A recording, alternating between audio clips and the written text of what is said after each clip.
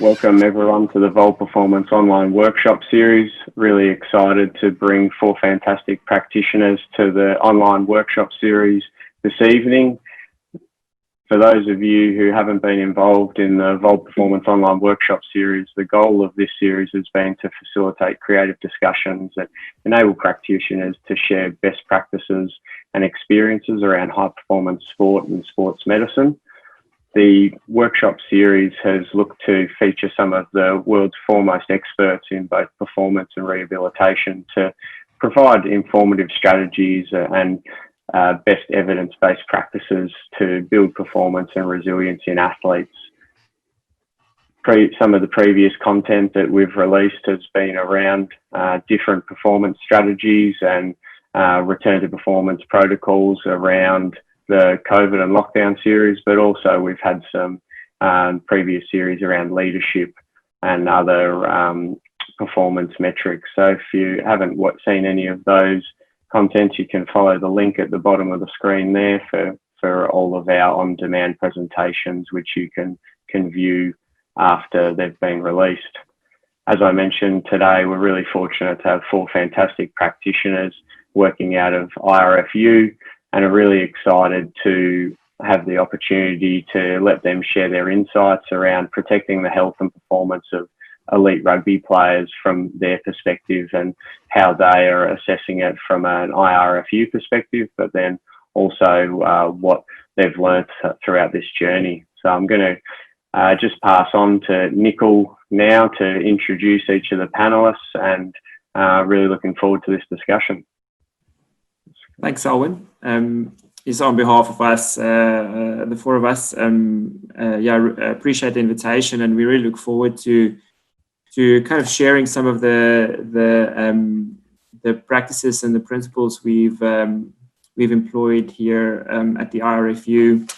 We're going to just talk about some of the principles around return to sport, return to training, especially during this current pandemic, obviously from a rugby perspective, and then and more specifically from an Irish rugby perspective, but certainly looking towards common trends that we've identified within our community, but perhaps applicable to others as well. And so we really want to share what we're doing.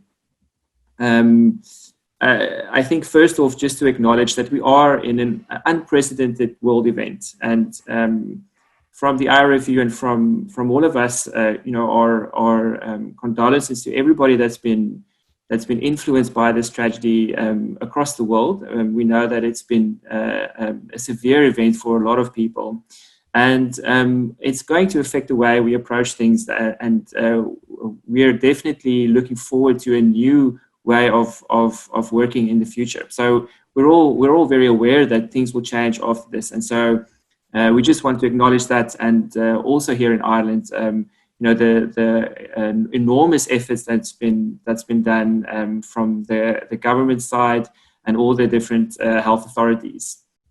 It has provided us also with some great moments. This kid is my personal hero, I think. He has definitely found a way to excel at life, and he's going to go far for sure. So this was one of the lighter moments that really just made my day. I think this is a wonderful example of ingenuity. But indeed, we are all a little bit zoomed out, aren't we? So certainly have found creative ways to approach some of our solutions. And I hope you can see the video. Some of our players have had to find creative ways to keep themselves fit. This is one of our Munster and national team players, CJ Stander, on his family farm back home in South Africa, making sure he keeps his skills and his fitness up to date. Just from a resource point of view, I think this paper published in BJSM by Sean Carmody and this group of authors really looks at how to mitigate risk when you're hosting an event. So we won't really talk about that today, but I think this is a great resource. They've taken the WHO recommendations and built this risk mitigation tool set. So you can look at different factors that might influence the risk when hosting a sporting event. So they apply that in the article to different periods and different conditions that might happen in football, but certainly looking at these different components that might influence the risk. And so highly recommend that as a resource. I think it's a really good tool if you're looking for something to mitigate strategy and to understand how to do that. And then just from our perspective in Ireland, now we will certainly be focused on the professional game, but at a domestic level, the IRFU Director of Rugby Development, Colin McEntee, and his team have worked really hard to implement safety strategy planning for our clubs as well. So certainly now across the country and across the globe, everybody, there is safety and risk mitigation strategies everywhere. And we certainly want to make sure that the rugby community is part of that too. So these specific components that they've identified to make sure that the clubs go back to training and to playing again safely. So that's definitely an element that will also be, we'll ask Rod to speak about.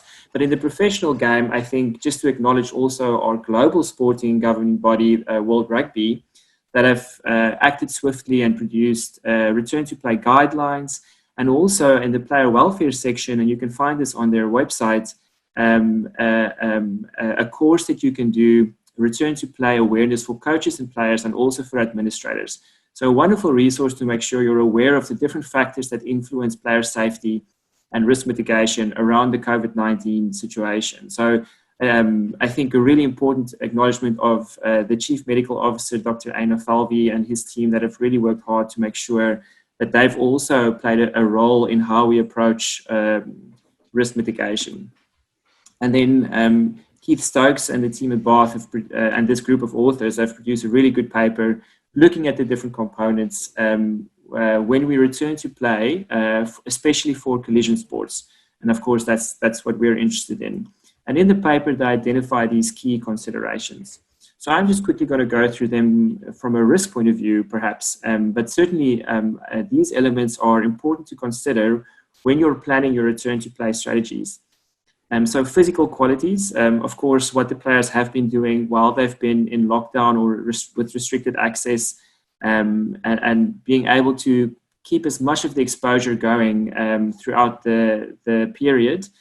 Their skills acquisition, execution, and again, I think that here they make some recommendations of when we return to play, we might consider some period to build up those fundamental skills again, make sure that those skills are up to par and that the players are comfortable and competent again with their skills execution.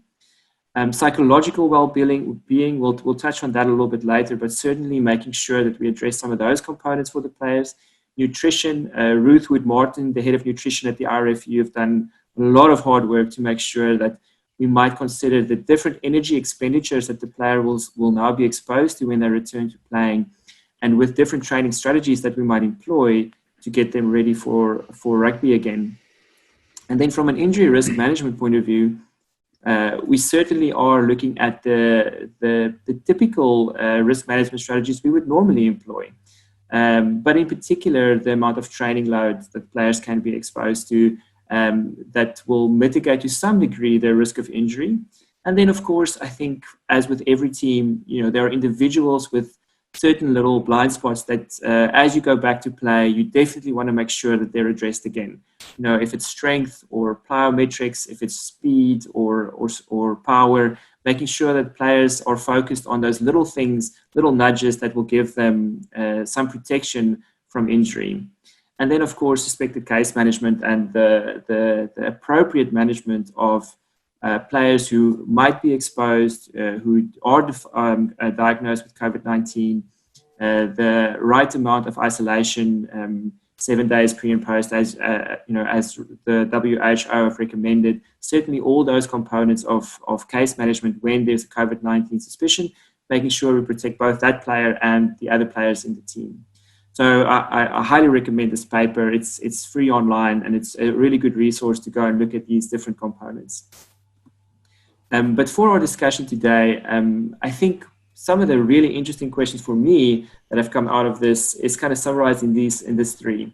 And that's what we'll lean on, the expertise from our panel today. And maybe the first question is, what role is sporting bodies or professional sporting organizations playing in public health decision making? And should they? And then if we go back to training, we really want to go back to performance. So how do we do that? How do we make sure that there's enough fuel in the tank? Are we training smarter and harder? And how do we do that?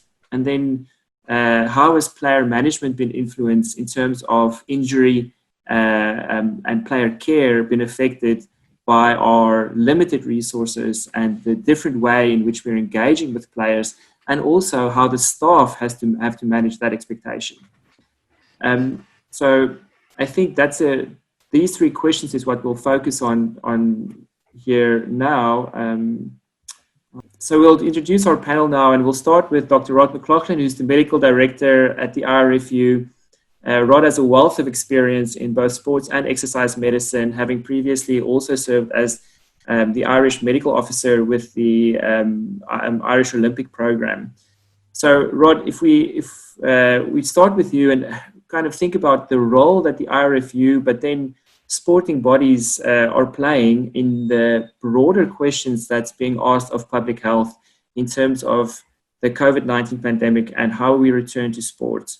What is our role, and how have you experienced that in what's been asked of you? Okay, thanks for that, Nicol.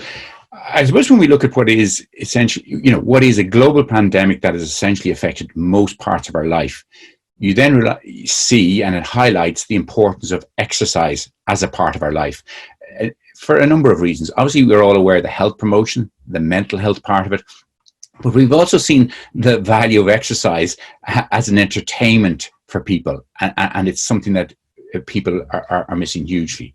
So I think when you see the role of exercise in society, then you can see that there's a role for sporting organizations.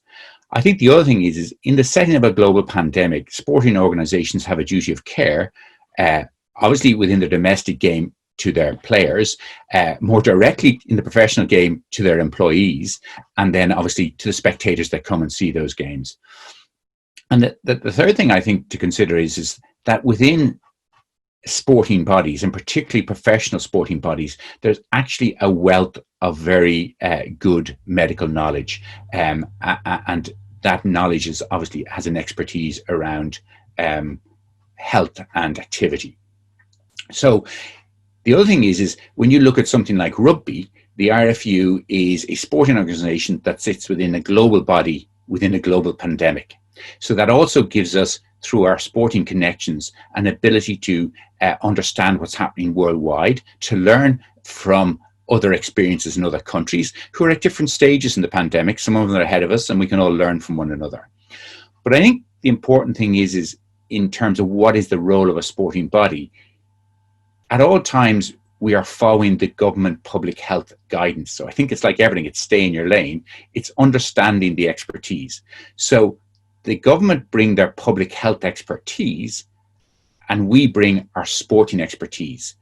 And certainly within Ireland, I think what has happened is, so we have a body set up by government, the National Public Health Emergency Team, that manages how we manage this from a public health point of view. And they are inundated with various industries, be it the publicans, be it the hairdressers, be it travel industry, about how to get back. And what has happened is there's been the establishment within Ireland of a particular sporting expert group, a return to sport expert group. And it's interesting that the public health have only been very happy that this group exists, because other industries have come to them with problems and we want to get back then, when can we open, whatever. Whereas what sport has done, it has said, here's our expertise, we've taken your guidance, we've put a sporting context around it, and here's our belief about how we do this as safely as possible. And they've really embraced that, and now they're only too happy to hand over decisions to this group, seeing the expertise that we have and we bring, and seeing that we also are following their guidance. So I suppose the short answer to your question is I think that sporting bodies have a huge role here. I think the other thing that happens is, certainly if I look at it from an IRFU context, we have developed guidelines, and we have had the international help and experience from World Rugby and the competitions we sit within in committees there. And what we've seen within Ireland is that has been something that other sports have actually learned from. So while we learn from sports, other sports are learning from us, thankfully. So I think we can have a very positive benefit in this area once we understand where our expertise sits and apply it appropriately. And Rod, just to follow on from that, the professional or elite athletes, the elite rugby game and the domestic rugby game, has there been a difference in how that approach has been presented to governing bodies? And have there been acceptance of the fact that there is perhaps a differentiation between our elite players and the domestic, the amateur players?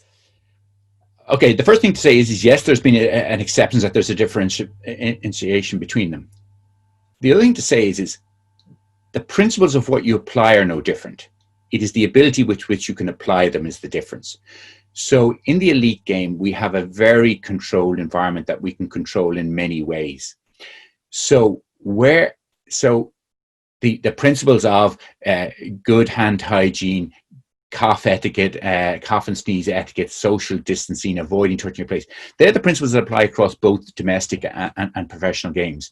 But what we can do is within the professional group, we can provide an incredibly much more controlled environment. So we can screen everyone going in. We can control who goes into an environment.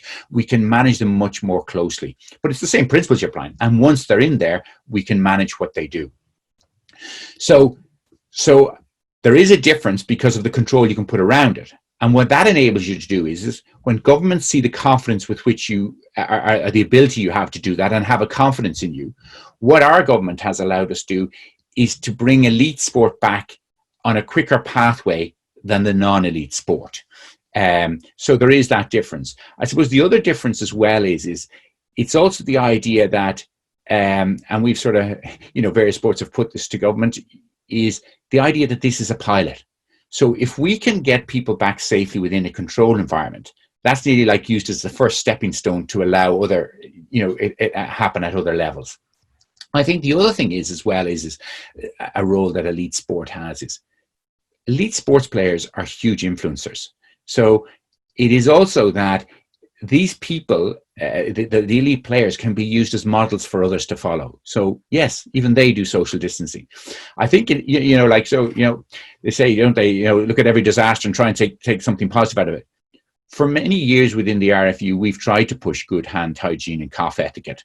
And it is something that actually Olympic sports have taken much more seriously. In my Olympic experience, we would have pushed it and had seen very significant benefits. And if you just look at that, research will show that up to 51%, you get up to 51% reduction in upper respiratory tract infections with good hand hygiene, and up to 39% reduction in gastrointestinal problems, infections with good hand hygiene. So we want to be a little bit positive about this. Hopefully they will learn good behaviors in this, that we'll have driven so hard in this that they remember, because it is of value. I mean, we've seen the World Athletic Championship there wiped out a couple of years ago in London with infections, and we've seen teams. So there's some little bit of positive here somewhere. But back to your question, they're influencers and there is a difference, and government, you get different pathways when you show you can do different controls. But the principle is the same. I have to be very careful that people don't think that we're valuing one group more over another. The health principles are the same, and it's just the control we can put around it, not what we drive. Yeah, it's good to acknowledge that those principles remain true for all our athletes, both professional and amateur. Maybe if we turn to Nick now. So Nick Winkelman is the head of athletic performance at the IRFU, have been for numerous years. He just recently launched his new book, The Language of Coaching, which I hear is doing quite well. It's available on Amazon. Excellent resource if you're someone who's interested in how to communicate with your players around coaching. And Nick, now that we have a plan to go back, and we're more or less aware of what that timeframes look like, what are we exposing our players to? Is it just a normal preseason, or are we approaching it differently because of this prolonged period of inactivity or decreased exposure to some of the elements we want our athletes to have and what they would have during a normal end of season, off season, and how are we approaching that? Yeah, Nicol, and thank you for the kind words. And let me just commend yourself and Phil and Rod and our entire team on this call publicly. I think this has tested the world and tested all the organizations, including sport organizations, and just to see the spirit of community and the integration and the leadership, notably from our medical team, has been inspiring. So let me just start with that positive note. To answer the question, I thought I might do a little bit of a stream of consciousness to go briefly from where we started when the lockdown began to where we are now, to where we think we're going. And, in Stokes' paper that you reference, they talk about how when the lockdown occurred, athletes across professional and notably domestic were going to have very different circumstances around their ability to develop themselves and mitigate loss. And equally, for those that have support, in the case of a physio or a doctor, strength and conditioning coach, there may be varied limitations in how monitoring and ongoing support programmatically could have taken place. And so there's a lot of the unknowns around what would have occurred, and thus the unknowns around when they enter back in. For us, positively, we were in a slightly different scenario, in that the second the lockdown was announced, we were able, as best we could, to distribute our equipment across national and our 4 professional teams in kind of a needs basis. So we knew that certain athletes that maybe needed a bit more size or strength, they might get a few more of the weights than the ones that didn't. And we tried to be as selective as possible across our teams to make sure that everyone got what they needed, knowing at the end of the day, we were not going to be able to fully replace the gyms that we have access to. In doing so then, it allowed us to be very prescriptive from a programmatic perspective, knowing that likely the qualities, as talked about in the paper, that we would be able to develop, possibly, for example, strength endurance, but some of the qualities that might suffer, such as muscular size and hypertrophy, and notably our inability to assess changes in that through varied forms of body composition assessment. And so while the at-home conditions were and are not perfect, I think as Irish Rugby, we've been very clear on what we are and can and what we cannot develop. And then notably been able to have, if you would, open communication with all of our players, not only subjectively over the phone and Zoom, but through our programming and being able to collect information with the players, but also subjective wellness, our ability to continue to monitor them and support them as a player and as a person as best we can. And so that at a high level was our initial response to the players, to make sure that we mitigate early losses. And I think we're very happy that we did that, because this has gone on far longer than obviously that most would have had expected. In parallel then with that, we as a group, and when I say a group, these were our heads of athletic performance across our national and provincial teams, said, okay, we don't know from a preseason perspective what we are stepping into. We could have a very short turnaround. You look at what the turnaround in the Bundesliga has been, or you go back to 2011 and the NFL lockout, and there's only 17 days before they started playing. And at the end of the day, to get the economic engine going, we knew that we might be constrained by limited time periods. And we also said we might be able to have a longer preseason. And obviously, somewhere in the middle is where we lobbied to say this is ideal, we believe, using the past as best we can as a predictor of the future to develop our players safely. And so what we did is we analyzed our past preseasons, and we simply looked at, if you would, the trajectories within the weight room, but then notably on the field, and tried to say, okay, how long did it get us to get our players to what we considered match ready? And the way that we tried to look at that is just in terms of exposures. How long will it take us to get our players to a physical exposure that we believe they're adapted to deal with, and thus puts them in a, at least physically speaking, a safe position to play the game of rugby? And so we looked at the past. But at the same time, let's be honest, Nicol, and we've already identified this, the past in this case might not be the best predictor of the future we find ourselves in.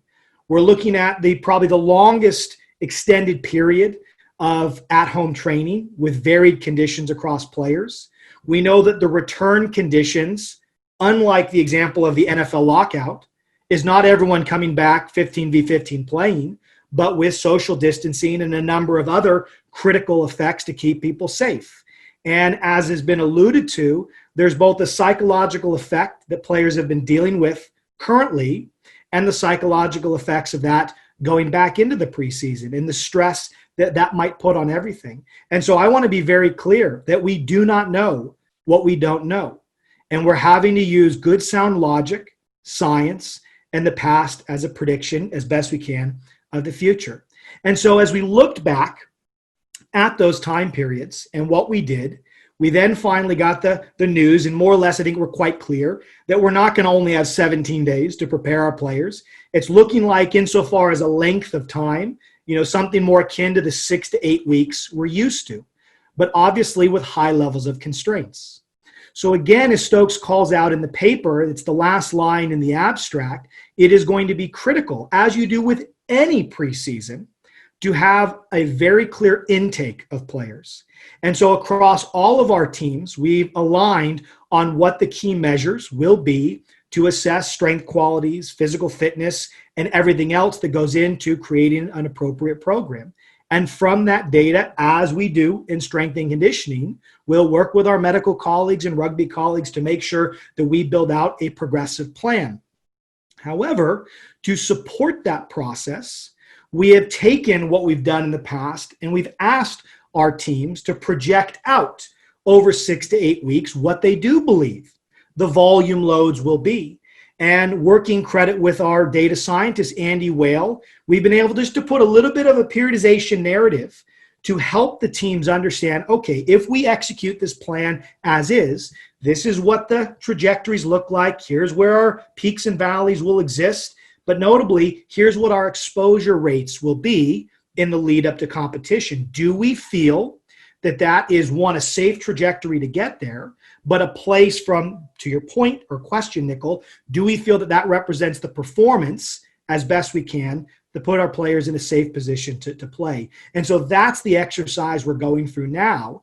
And so that intake, that simulation of what that process could look like, and then it's just going to be, as we do, the day-to-day wellness monitoring, objective monitoring, and pivoting as we need, day on day, week on week, especially as this situation develops, recognizing that we don't know what we don't know.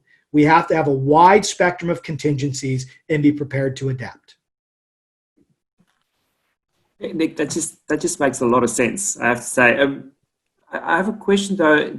So it sounds like we have team recommendations. So we are obviously looking at the teams within our professional system, and then do we translate that to an individual level as well? So we have obviously individuals within the team, different positions that have different requirements. So are we making both team recommendations or trying to project team wise and with the individuals within each team?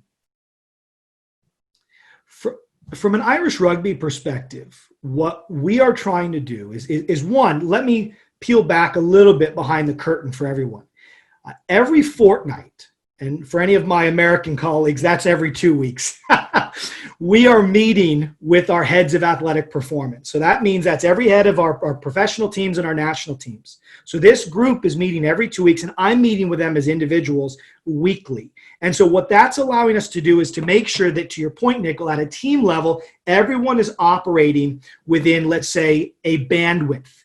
And through conversation, best practices and these bandwidths are emerging. And that's been one positive that's come out of this scenario. And so that's guiding, to your point, at the team level. But then we're also having one-on-one discussions within each of those teams. And I know Phil will likely comment on this, especially if we have certain individuals that we classify as higher risk versus lower risk. Notably, you have to take the individualized approach. And so a lot of that individualized approach, Nicol, is going to be based on how they come back in. I think most certainly we're going to have some players come back in some ways in the best shape of their life. I already know that's the case with a lot of the discussions. We're probably going to have people come in that surprise us a little bit. And so we need to have the overarching guidance, but as I said earlier, adapt and pivot to the individual level.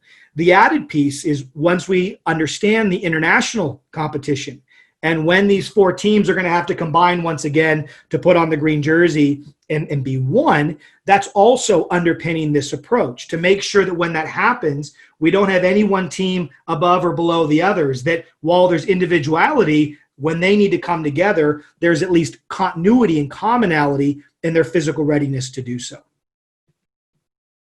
I think that's a great segue into the management of players then around their injury within this unique environment. So Phil, if we pivot to you, and Phil Glasgow is the head of physiotherapy and rehabilitation at the Irish Rugby Football Union, and has also served as the chief physiotherapist numerous Olympic Games for Great Britain, and a wealth of experience in different sporting environments. So Phil, if we think about this last period, and maybe also thinking ahead, and I mean, we've focused on how we interact with players now using telemedicine and different technologies. What has been the key takeaways in how the players have responded, how staff has utilized this in terms of managing injuries when they do occur during this lockdown period, and how do you see that moving forward? Yeah, thanks, Nicol. And it's not been without its challenges, as everyone is aware of. But I think what I've observed, certainly over the last number of years, and particularly in the last 10 years, there's certainly been a shift in terms of treatment and therapeutics away from, if you like, passive hands-on modalities or that approach to management to a more active exercise-based approach, which I think that fits well in this current circumstances. If we had had this 10 years ago, it would have been interesting to observe what had happened across the world. But and there has been a suggestion that telemedicine is the way forward, that this is the answer. We're all going to move to remote consultations that just tell people what they need to do remotely, and we'll get good outcomes. So a complete disengagement or lack of hands-on and face-to-face. But like most things in life, the truth probably sits somewhere in the middle, doesn't it? I think that however, our experiences over this last period of lockdown, there's been a number of really good learnings for us, I think, and one of the things that has been fantastic and has really encouraging for me has been to see not only staff but particularly the players engage really well with this. Players have engaged in their rehab, in their injury management, in a way that I think exceeds even as they have done pre-lockdown. I think that they recognise that they are now responsible, that they've taken real ownership, they've engaged, that you can see players seeking to get greater understanding of their injury history, of what's going on and how it fits with their training. They have been really quite innovative at home. I see players setting up and rigging up various different devices, hanging things on trees, on some of our agricultural background players, on milking machines and various things, and so it's been really nice to see players look and say, how can I achieve this same outcome with the resources that I have? And so in order to do that, you've got to really understand what you're trying to do. You understand what's wrong with me, what is the adaptation I'm trying to get, and how can I do that most effectively. And so what we've seen has been a really good building of a partnership, if you like, that has been a collaborative process around being creative around what it is we do and how we approach these situations. So rather than being a one-way thing, which I think shouldn't be how it is anyway, but rather than a one-way thing where it's, this is what you got to do, now let me help you do it, it's been, now this is what we're trying to achieve, how can we do this together? Now that's good coaching, or that's good therapy, I think, across the board. So that's been really positive, and it's something that I hope as a practice we engage people in contributing to say, this is what we're trying to do. So if you like, the same principles that would have been pre-lockdown around, knowing your player well, what makes them tick. And we know some players really crave and feed off the energy of the group. And most team sports players are like that. So this has been challenging for guys who've had to do stuff in isolation. So understanding them, understanding the environment, what they have as well. So a better understanding where they're coming from, what their concerns are, I think has been good. So that whole two-way process for me has been something that has really stood out. And you know, I've watched as our reconditioning coaches and our physiotherapy staff have worked really well to come up with really creative ways to do that. And I really have to acknowledge the hard work that they've done. And other things like what we've managed to do now, I suppose, is then start to create a library of videos and different approaches of things that people can do at home. You know, all that makes it sound fantastic. Yeah, and those are really good things. But I have heard other people say that, you know, perhaps this is how we should be practicing across the board more often. That we lose something about the disengagement, and I think most of us, I guess all of us on this call would agree that this is great and this interaction has been fantastic, but it's not the same as face to face. There are things that you can do when you're face to face that you can't do remotely. So we're doing a really good job, but I think we can do even better if we take some key lessons out of this and apply it into the face to face. You see stuff, you notice things, you give different things attention when you're with someone in person. And I think that they're underpinning some of the assumption of it around that this is effective suggests that the value of what we do, whether it's athletic performance or medicine or physical therapy, that, you know, we boil it down to the action or the exercise or the activity. But we remember that so much of healthcare and training, we adopt that biopsychosocial approach. And we remember we are, you know, living biopsychosocial organisms. And so we can do the physical bit, but we've got to take into account the psychology and the ecology of how we work. And how can we put all of that together to connect with the person, get good buy-in, to do this collaboratively, and to recognize that often injury and pain perception has a huge component that is more than just the physical tissue bit, but there's lots of stuff around pain science and our understanding. And we've seen in the uncertainty of some of this, at times pain perception accentuating because of a lack of certainty of the normal routine. And so some people have had an exacerbation in their symptoms, and we recognize what are the triggers. Is that a tissue thing, or is it something that's maybe more around the psychosocial? And not differentiating between those three subcomponents, but recognizing that it's a composite. And so I think that our interactions and our ability to engage with people in the face-to-face one-on-one, when we get back to that, I think we can be even better because we've gotten better at the exercise prescription understanding part remotely, if that makes sense. So I suppose in a pretty long-winded answer, for me, the same principles that underpin good player care apply here now in the current context as they do face-to-face. You've got to know your player really well. You've got to understand their environment. You've got to understand the condition or the issue that they're coming to you with. You've got to understand the adaptation that you want to get, and then you put together the most effective program that is done collectively and collaboratively with the person to get the best possible adaptation and outcome. That's the same principle whether it's via Zoom, Microsoft Teams, or whether it's face-to-face. And then the challenge to us is saying, what are the good things that we do now that we want to keep doing when we get back to face-to-face?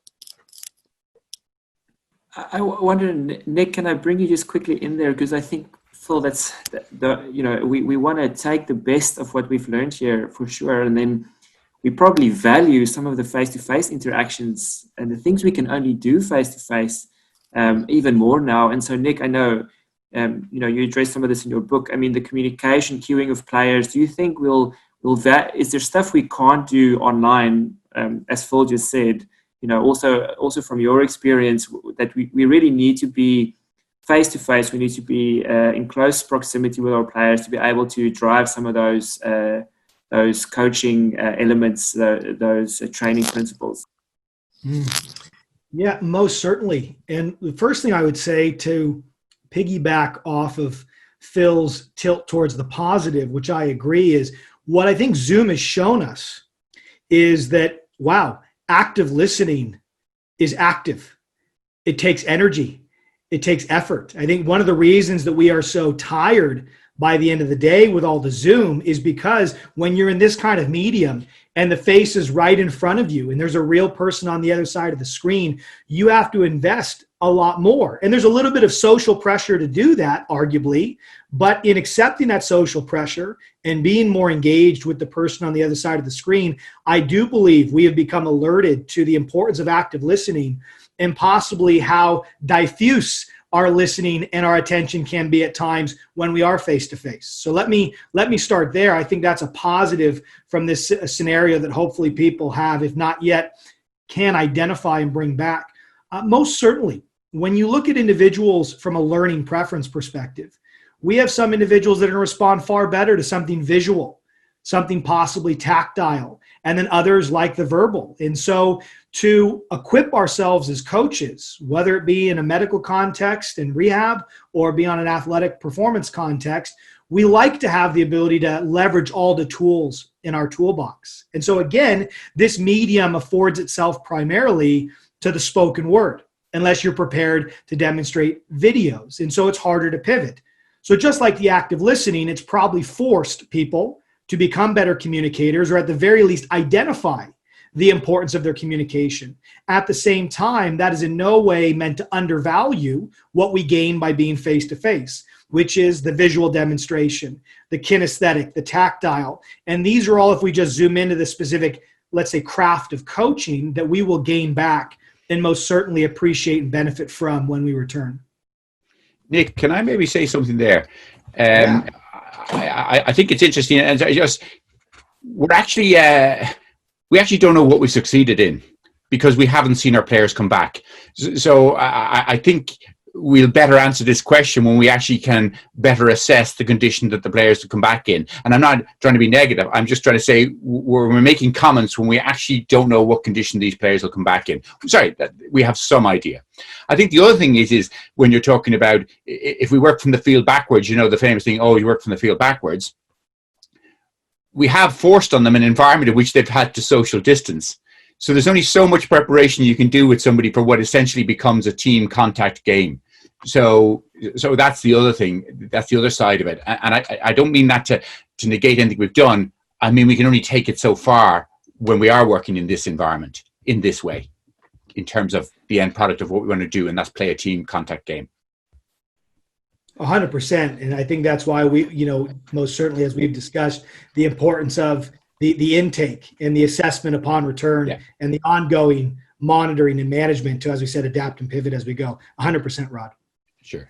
And I think talking about the COVID and things, just one other thing I think for us is, that in terms of COVID and is there clearly will have to be a medical component to that assessment, because we're now beginning to realize more and more the significance of having COVID. I heard a public health doctor talk last night of a group of people that seem to have had minimal COVID in terms of how unwell they were, yet then are very fatigued and getting increased heart rate doing activities some number of weeks later. So the other part of our assessment, we focused a lot on the musculoskeletal part of it. There will have to be a medical specific part of it in terms of stratifying our players into those that were happy didn't have COVID, those that may have had COVID, and then those that have had COVID being managed at home or managed in hospital, because there will be respiratory and cardiac screening issues there. I think, Rod, you raise another important point there, and being conscious of the players coming back, where there might be some anxiety around return to sport in a team. There might be some pressure felt by the players to perform. There might be some questions around or at least addressing their mental well-being and making sure that they have a positive environment around them. And a lot of it will be these things we can put in place to demonstrate to them that we're, concerned with their safety and that we're aware of all the possible things we can mitigate. Maybe on that, Phil, if I can bring you back in, because this is something that David Lucifora, the Director of High Performance at the IRFU, and all of you, Nick mentioned it earlier as well, have been concerned with, and that's developing leadership within our system. And so I think it speaks to that, having, all of you have had exposure to our coaches and our coaching staff who've worked incredibly hard over this period. So, have we the opportunity here for also that leadership development, to come through in this current situation that we're in? Yeah, thanks, Nicol. I think what this time has given us as well, I hope for all of us, whilst most of us have been really busy, lots of Zoom calls, it's changed the dynamic and perhaps changed the headspace for some of us to reflect on some of our habits of practice, some of our habits of thinking, and how we've interacted.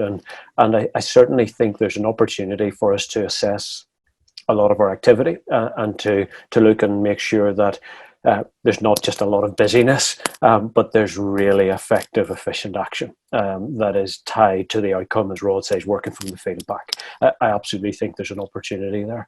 I think there's an opportunity for us to perhaps look at some of the things that we do by habit and to start to demonstrate leadership and how we might change that.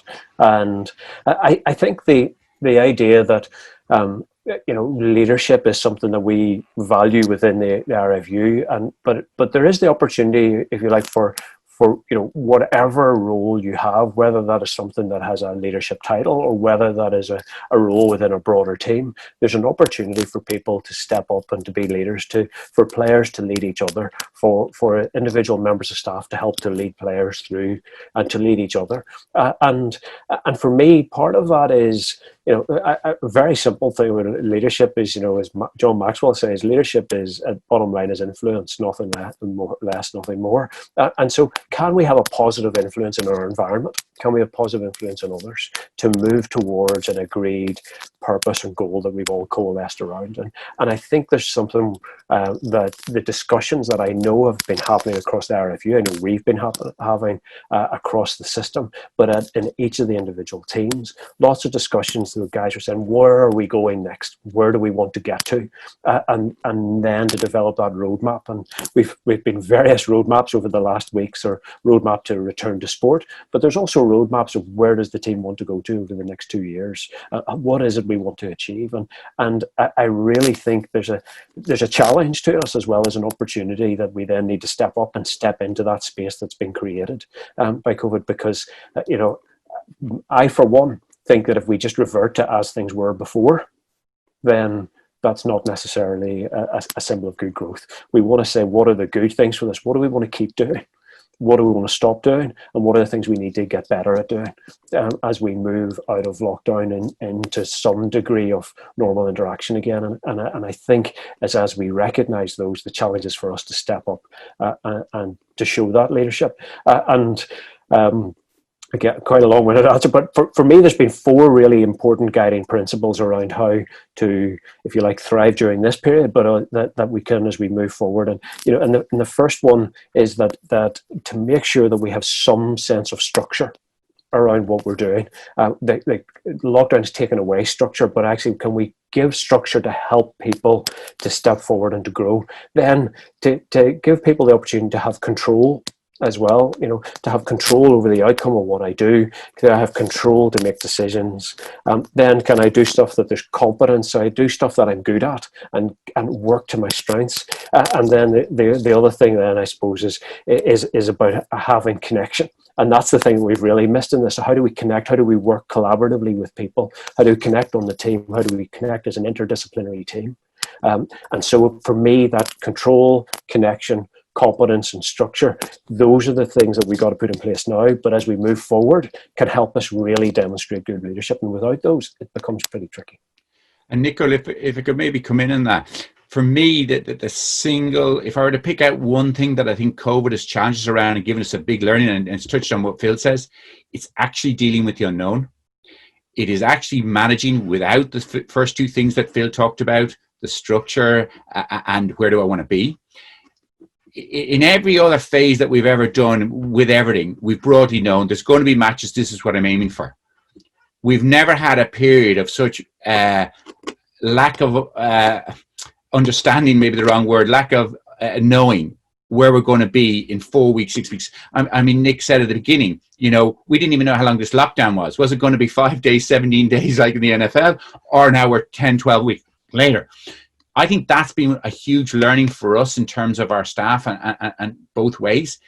It is the learning around managing and leading around the absolute unknown. We haven't even known when they're going to change one phase, when we're going to be able to go outside our houses. And it's just reinforcing what Phil has talked about. But to me, it's been really a real learning. Yeah, and I can't agree more enough with that point. It's that sort of, it's the good old VUCA environment. You talk about the volatile, uncertain, complex, and ambiguous environments. That even more so as we move forward. What are the some of the traits and characteristics that our staff and our players need to do is how we can be resilient, robust, adaptable, make good decisions on the hop in a very fluid, challenging, changing situation. That to me is real expertise. That's real mastery, is the ability to do that and do that well. And some people have been challenged more with that over the last number of weeks, and inevitably we will continue to be challenged in the coming weeks, or as things change and various things get thrown up at us. But those qualities in and of themselves, I think, are really critical ones that we want to develop across the system. I think that's a really good place for us to kind of tie this up. And Rod, maybe, we've talked, those principles certainly speak to all communities, all sports, and even across different industries. But this certainly has been a global experience. We've seen how this has affected different parts of the world.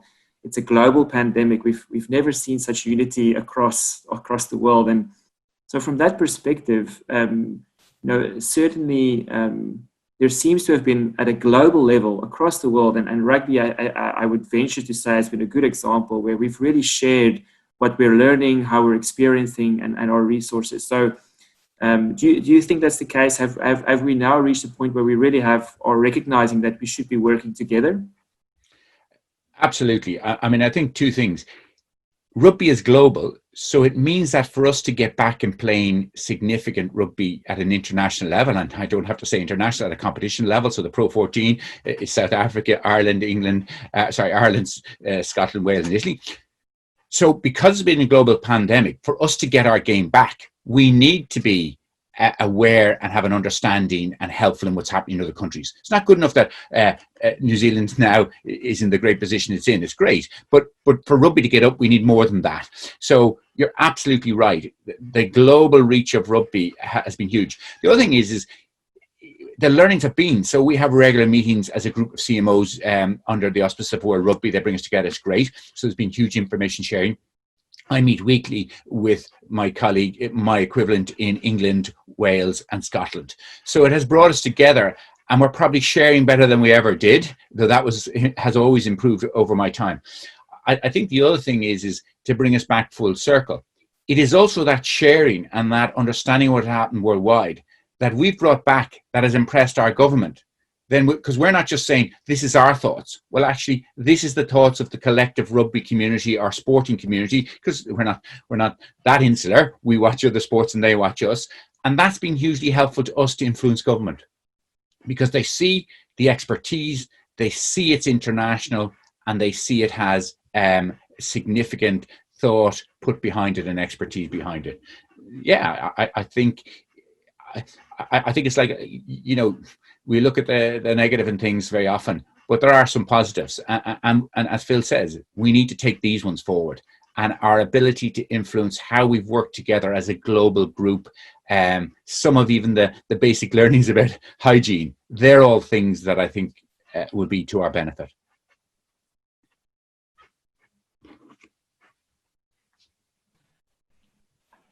Great. That kind of rounds it up from us. Salman, do you have any more questions there? Mate, I wouldn't want to keep you guys any longer than what you've already given us. I think, Nicol, you facilitating the questions with the panelists has been fantastic, and the insight and the depth that each of you have given us into the different aspects of IRFU, but also the challenges that still are ahead of you as I guess someone who's gone back into Australian rules football and been in the condensed pre-season for the last 3 weeks and is now playing our first game this week. I can definitely say that, as Rod touched on, you still don't know because you haven't seen your players, and for us, it was definitely a degree of that. But yeah, so it is interesting as you build out and understand what your restrictions will look like moving forward. That will then feed into that 6 to 8 week plan that Nick spoke about, and then feed further into Rod and Phil's discussion around player management. Probably the one question I had for everyone, and I think Phil touched on it, really around the ownership of the players, I think is really that's one of the strongest components of, I think, any high performance department.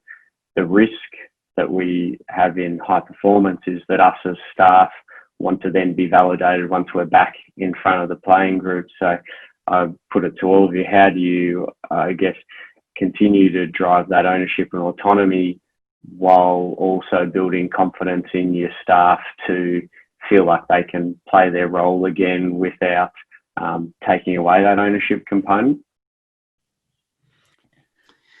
I suppose part of it for me is it's the performance, isn't it? That what drives it is the performance and what's necessary to get the performance.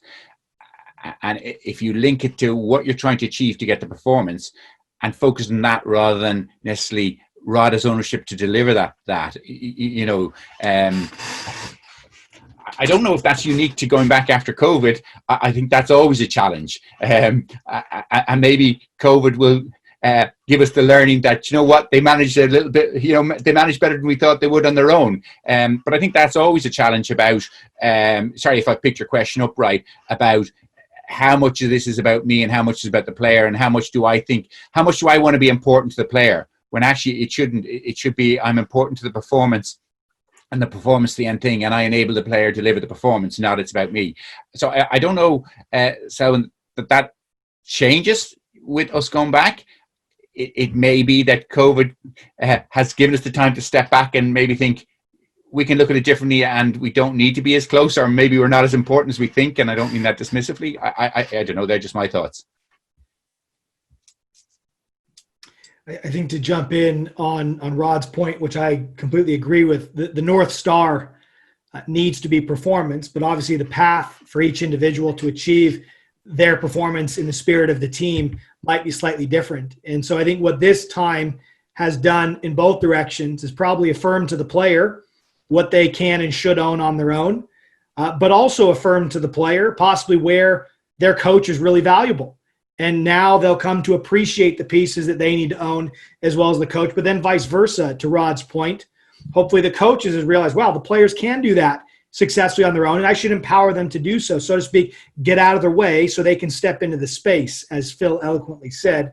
But then equally, the coach might realize, wow, this is the key element of what I can deliver, and that's been exposed due to this remote scenario. So I agree with Rod. We need the North Star. This might just help us better calibrate on how to ensure each coupling player to coach gets there.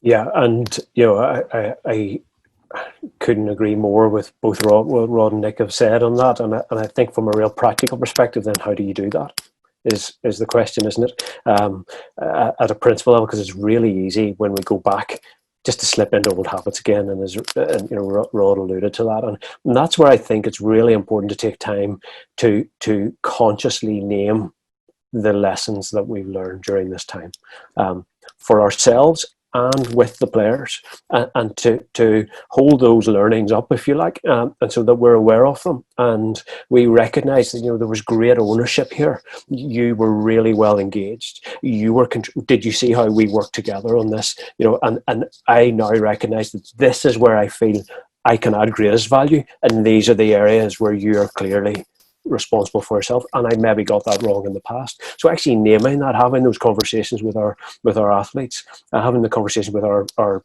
peers and our other members of staff as well, and I think then to say, okay, so now moving forward, how does this look like practically?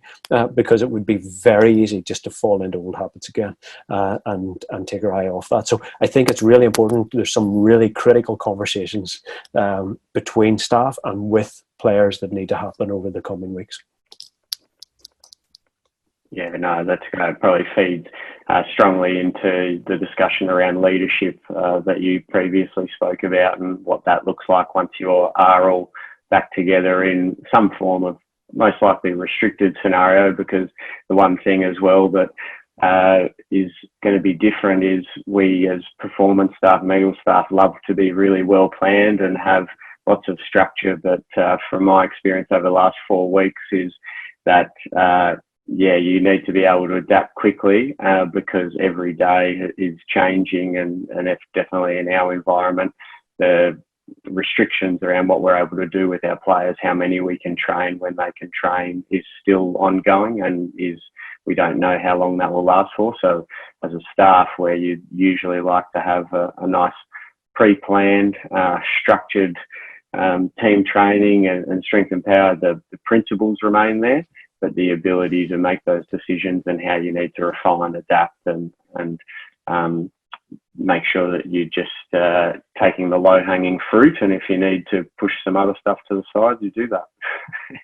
So I look forward to seeing what the future holds for World Rugby and for the IRFU. I was talking to some staff from New Zealand Rugby just yesterday, so they're all excited for what's coming, and I'm sure you all are as well. So I really appreciate your time, Nicol. Thanks for facilitating a fantastic panel, and Rod, Nick and Phil, really appreciate all of your insights into what is a fantastic program that you're building at IRFU, and really look forward to what the future holds for all of you.